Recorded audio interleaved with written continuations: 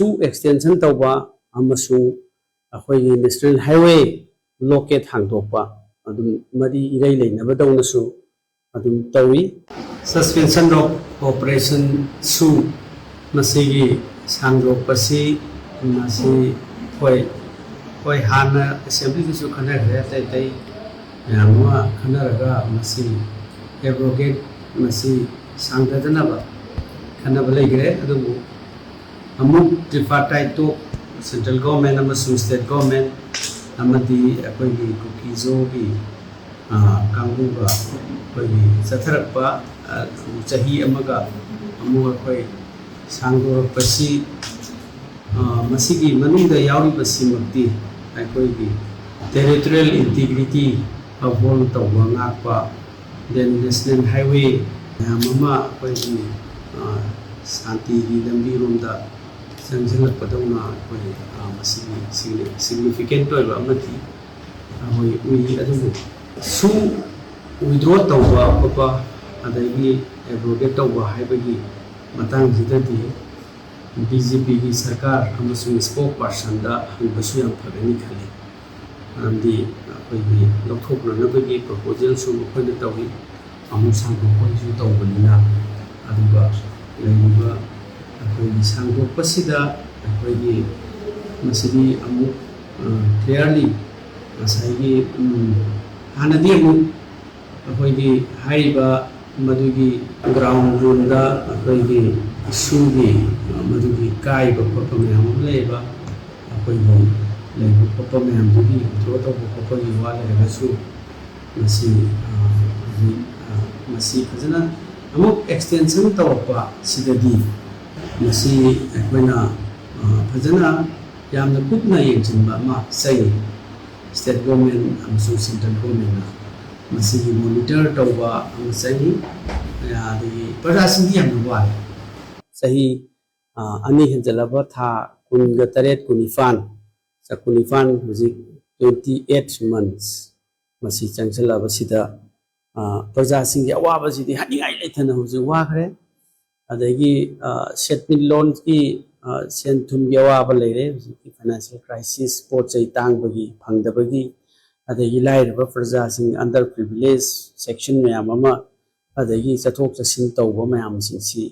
दोंग अदुकी मतिक सी मणिपुर दा लेंगाक सिगी मखाते याम वाखरे अदुना मसी अखोइगी सु एक्सटेंशन तौबा अमसुंग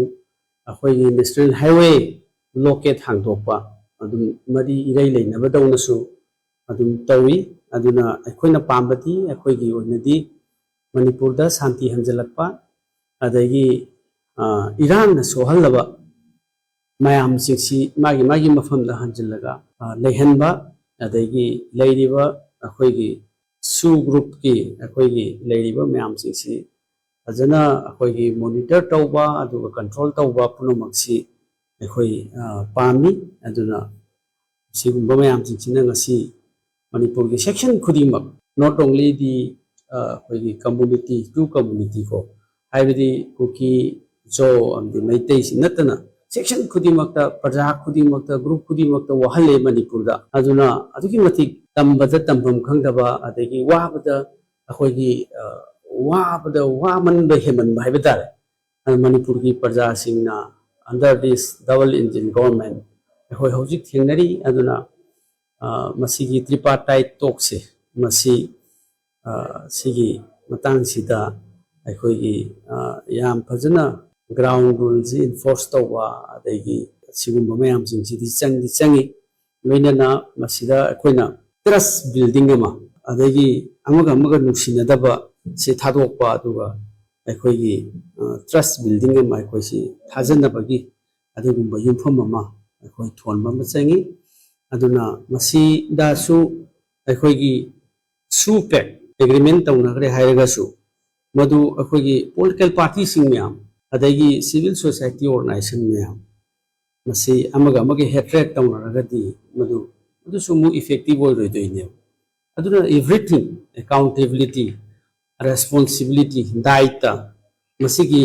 रेस्पॉन्सिबिलिटी अमसुंग मधुगी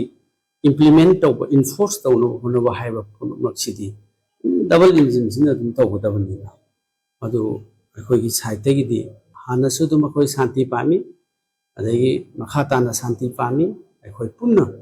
ꯀꯣ ꯑꯦꯛꯖꯤꯁꯇꯦꯟꯁ ꯑꯃꯒ ꯑꯃꯒ ꯑꯩꯈꯣꯏ ꯅꯨꯡꯁꯤ ꯆꯥꯟꯅꯅ ꯂꯩꯃꯤꯟꯅꯕ ꯑꯩꯈꯣꯏ ꯄꯥꯝꯃꯤ ꯍꯥꯏꯔꯤꯕ ꯁꯨꯐꯦꯛꯁꯦ ꯌꯥꯝ ꯇ꯭ꯔꯥꯟꯁꯄꯔꯦꯟꯁꯤ ꯑꯣꯏꯕ ꯑꯃ ꯆꯪꯉꯤ ꯑꯗꯒꯤ ꯃꯁꯤꯒꯤ ꯑꯦꯀꯥꯎꯟꯇꯦꯕꯤꯂꯤꯇꯤꯁꯦ ꯃꯁꯤꯒꯤ ꯑꯦꯒ꯭ꯔꯤꯃꯦꯟꯁꯤꯒꯤ ꯑꯩꯈꯣꯏꯒꯤ ꯂꯩꯔꯤꯕ ꯃꯌꯥꯝꯁꯤꯡ ꯑꯣꯊꯣꯔꯤꯇꯤ ꯃꯌꯥꯝꯁꯤꯡ ꯃꯁꯤꯒꯤꯁꯦ ꯐꯖꯅ ꯇ꯭ꯔꯥꯟꯁꯄꯔꯦꯟꯁꯤ ꯑꯣꯏꯕ ꯃꯁꯤ ꯌꯥꯝꯅ ꯆꯪꯉꯤ ꯍꯥꯏꯕꯁꯤ ꯑꯩ ꯊꯝꯖꯅꯤꯡꯉꯤ